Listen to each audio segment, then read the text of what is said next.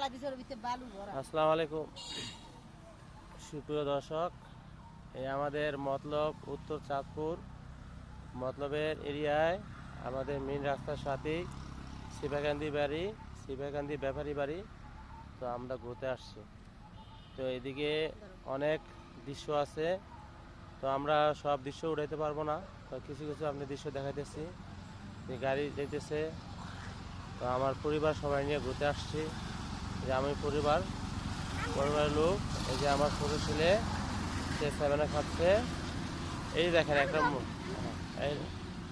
এই একটা মসজিদ, গ্রামের এক পাশে একটা মসজিদ। তো এই পাশ দিয়ে রাস্তা চলে গেছে। এই একটু সামনে গেলে একটা হলো আপনার নদী নদী নদী দেখা যায়। হ্যাঁ বলো, কি বলবো বলো।